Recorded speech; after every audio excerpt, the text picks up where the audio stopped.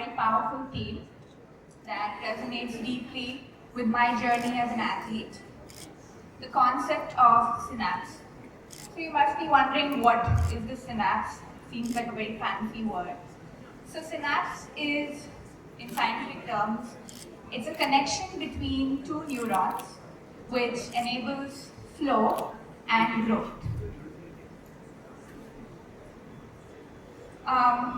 So this is not just a scientific idea, it also mirrors the connections we make in our lives between people, ideas, when you're grasping any concepts. These are all sorts of synaptic connections.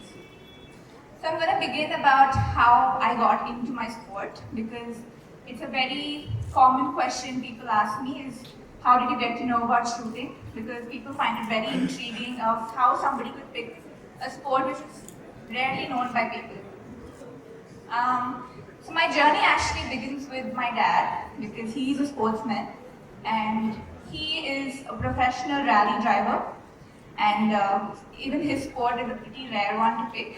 But his love for cars is a different thing. It was a headache for my mom, because she used to be fed up with his addiction with cars, gypsies, and spare parts for cars. But throughout all this, he always wanted me to get into sports, because he felt that sports teaches you a discipline you carry throughout life. So on a lazy Sunday morning, because I was a school kid and at this time I was 9 years old, so I woke up pretty early that morning, even though I wanted to sleep in. But I saw that my dad was dressed up. It was around 6:37 in the morning. He was all dressed up to go somewhere. Now this is not something I usually see happen. My dad get up so early in the morning dressed up to go somewhere. So I was very curious to know where he was going.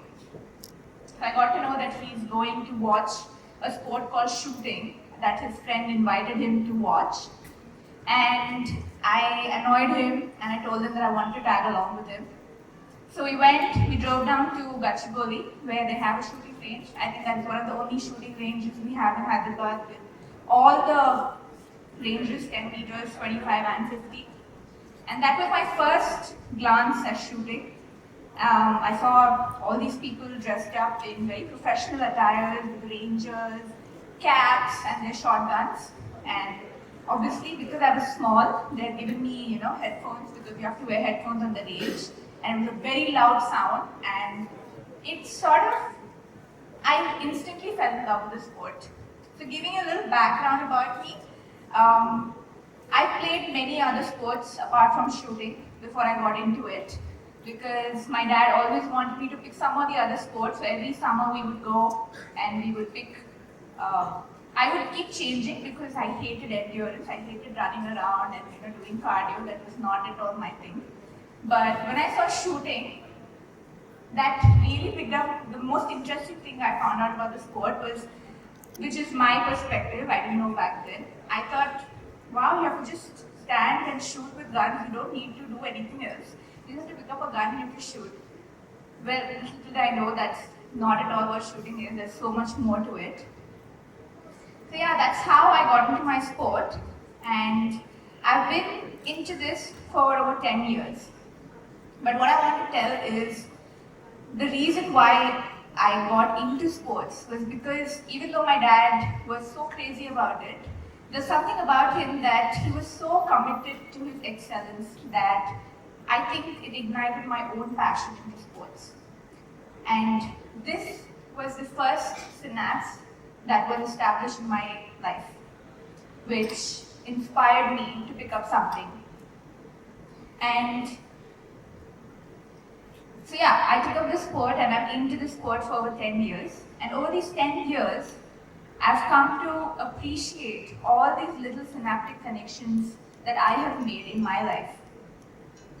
And first I'm going to start off with telling you a little bit about shooting, because people are not very familiar with the sport. So in shooting, it doesn't just depend on physical skill. You also have to have immense amount of focus. You need mental abilities that you have to pick up over time.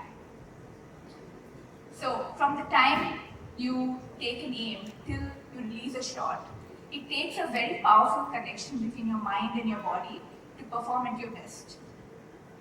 And all these practice sessions that I've had, all the amounts of competitions that I've played, they've helped me go so much deeper in understanding my mind and my body. And these synaptic connections, I feel it extends beyond an individual. Even the conversations we have between people, we meet new people and we learn new ideas, we inspire each other, we draw inspiration. These are all synaptic connections that we make throughout life. And I would really encourage people to take the step and talk to people, understanding, building a community that we can inspire each other, we can support one another. I've had my fair share of experiences, I've had my own failures, I've had days of frustration and self-doubt.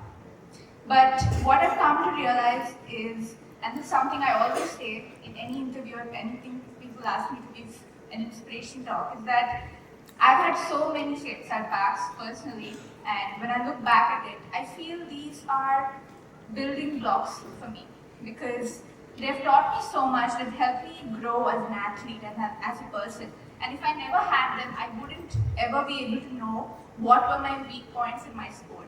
Because if I never had a bad match, I would never know what would go wrong on a good day. But because I had these competitions and because I went through all that, it made me understand something which is, by the way, one of my favorite quotes, which is, failure is not an end point. It is not opposite of success. It is a vital part of your process. It makes you understand things, and it's a very vital part and a crucial experience that you have to go through.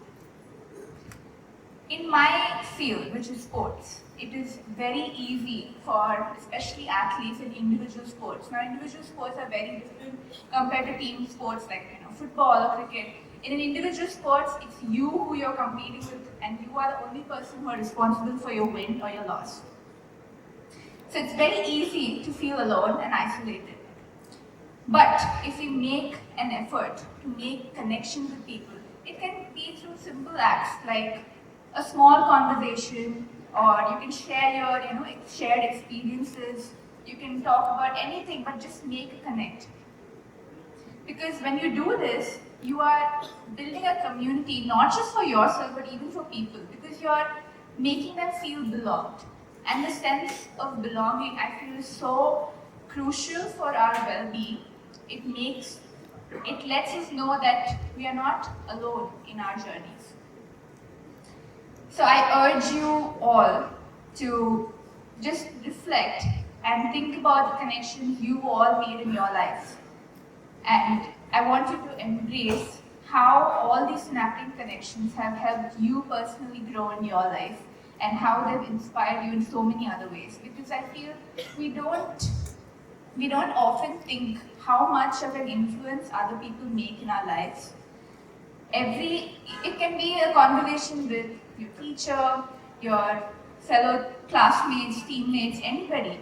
We don't realize how much they inspire us because we all live different lives. My life can be different from yours will be different from another person. But because we have such different lives, we have different experiences, we have such diverse perspectives and opinions. And this is how we need to learn the importance of making connections. And I think when we make such connections, when we talk to someone, when we build a bond, I think these are the moments where we truly thrive. So yeah, and I think while closing this, I just want to say that I would want every one of you to reflect and embrace all these small synaptic connections that you've made, because these are the ones which we build our dreams upon. Thank you, everyone.